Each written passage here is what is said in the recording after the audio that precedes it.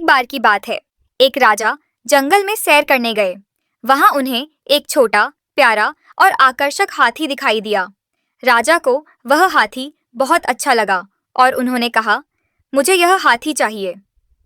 राजा के आदेश पर सेनापति और शिकारी मिलकर उस नन्हे हाथी को पकड़ लाए और राजा को सौंप दिया। राजा ने अपने एक भरोसेमंद सहायक को बुलाया और कहा, इस हाथी की अच्छे से देखभाल करना, लेकिन ध्यान रहे, अगर कोई यह सूचना देगा कि हाथी मर गया है तो उसे अपने प्राण देने होंगे।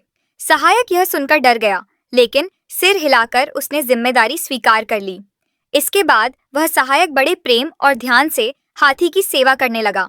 उसे समय पर खाना देता, नहलाता और हमेशा उसका ख्याल रखता। राजा भी समय समय पर हाथी की खबर लेते रहते। कुछ साल बीत गए। एक दिन सहायक ने देखा कि हाथी एकदम चुप है, ना हिल रहा है, ना कुछ खा रहा है और ना ही आंखें खोल रहा है। उसने ध्यान से देखा तो समझ गया कि हाथी मर चुका है। यह जानकर वह बहुत घबरा गया। उसे राजा की शर्त याद आ गई, जो हाथी की मौत की खबर देगा उसे अपनी जान देनी होगी।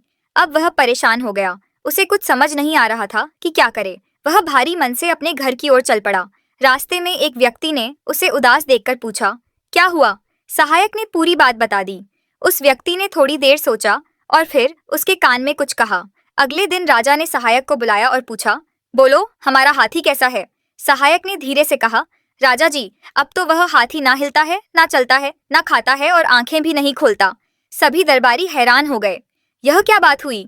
राजा ने ध्यान से सुना और बोले, अगर वह ना हिलता है, ना खाता है और ना ही आंखें खोलता है तो क्या वह मर गया है? सहायक ने सिर झुकाकर कहा, माफ कीजिए हुजूर, मगर यह बात कहने का अधिकार तो आपको है, मुझे नहीं। राजा मुस्कुराए और बोले, बहुत खूब, तुमने बहुत चतुराई से बात कही है। हम समझ गए तुम क्या कहना चाहते हो।